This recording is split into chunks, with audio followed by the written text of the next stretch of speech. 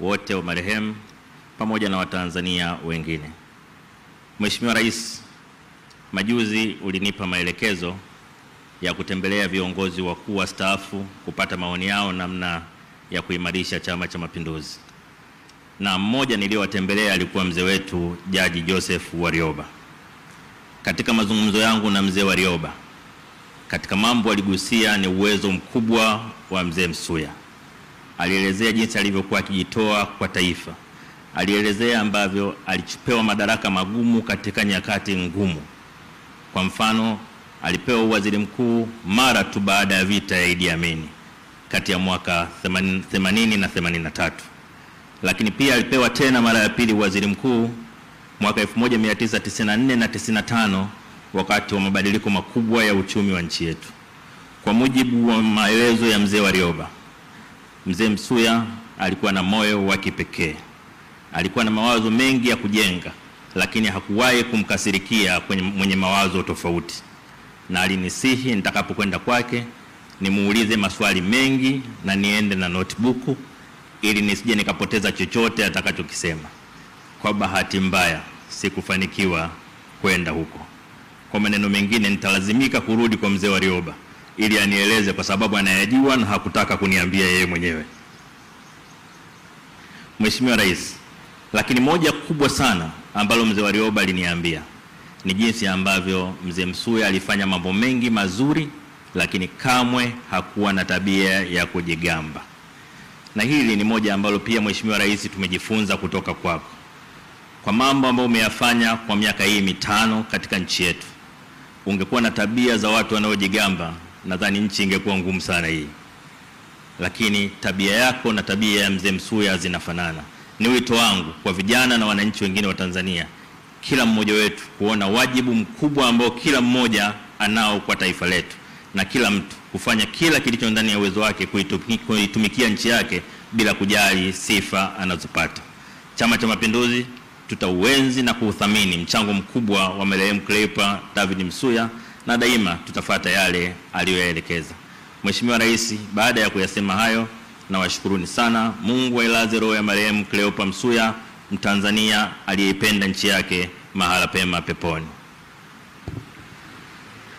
Mheshimiwa Rais, kwa niaba ya mawaziri wakuu wastaafu, nimkaribishe Mheshimiwa John Samuel Marechera, makamu wa kwanza wa rais na waziri mkuu mstaafu.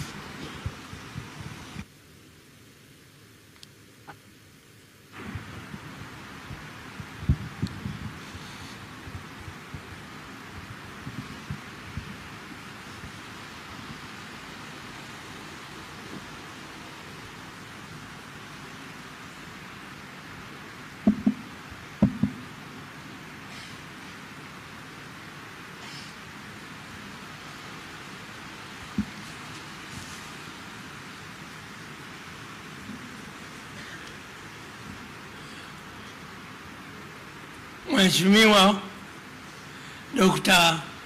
Samia Suluhu Hassan, Rais wa Jamhuri ya Muungano wa Tanzania.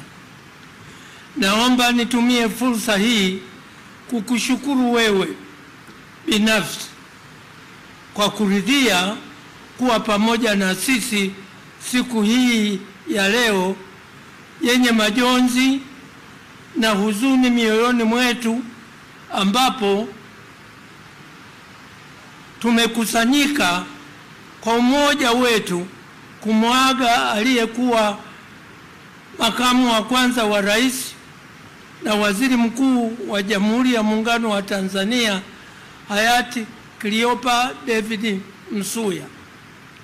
Kwa pamoja tunatoa pole nyingi kwa familia, ndugu, jamaa na marafiki na Watanzania wote. Mheshimiwa Rais, naomba uwepo wa viongozi wengi wa aina mbalimbali.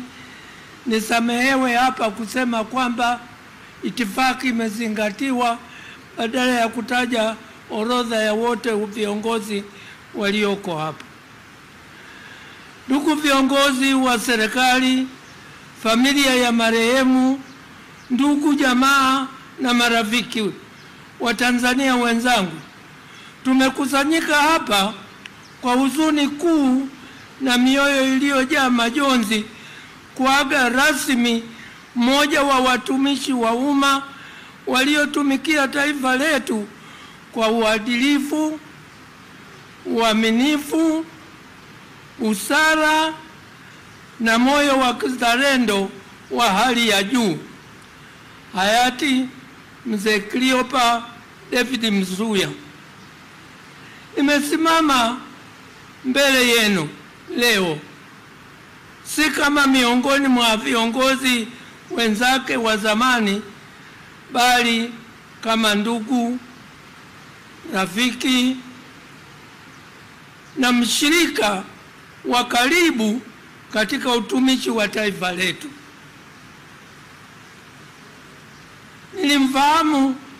Nimemfahamu Mzee Msuya zaidi ya nusu karne au miaka 50. Tulifanya naye kazi pamoja katika nafasi mbalimbali za serikali.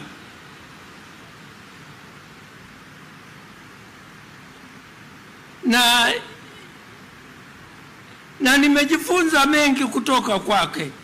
Nimejifunza mengi kuhusu uongozi, nimejifunza kwake kuhusu nidhamu kazini, nimejifunza kwake kuhusu kutanguliza mbele maslahi ya taifa badala ya maslahi ya mtu binafsi.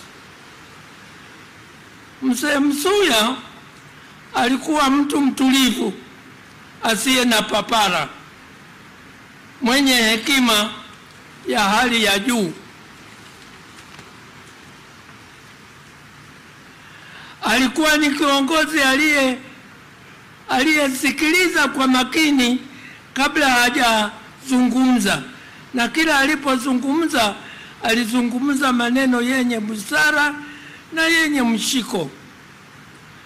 Katika kipindi cha utumishi wake alishika nyadhifa mbalimbali zenye uzito mkubwa wa madaraka, ikiwa ni pamoja na kuwa waziri wa fedha wa Jamhuri ya Muungano wa Tanzania.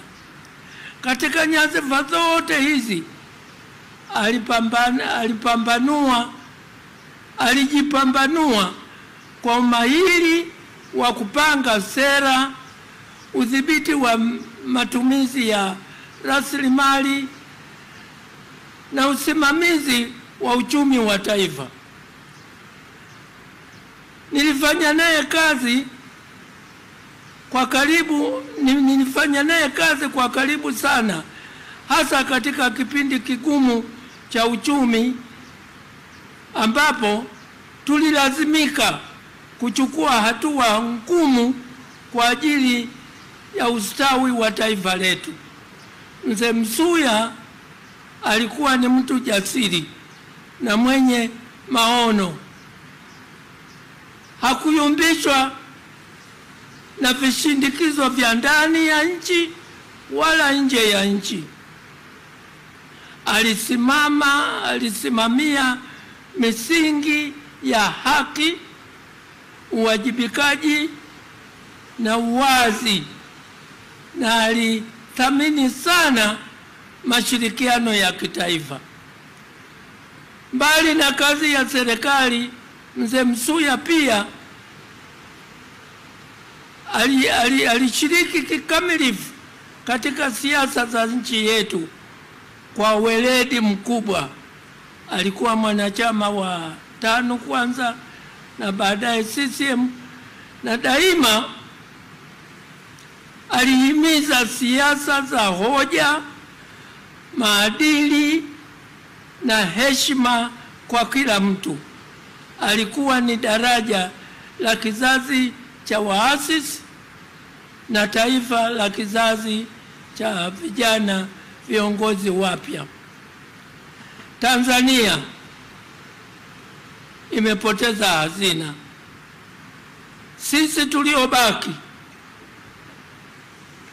tunabeba wajibu wa kuendeleza misingi aliyoisimamia aliyoiamini na kuisimamia. Tunapoomboleza leo na kisha kwenda kumzika kwenye nyumba yake ya milele, tuendelee kumwenzi kwa vitendo vyetu vya kuwa waadilifu, wanyenyekevu na wenye kuzingatia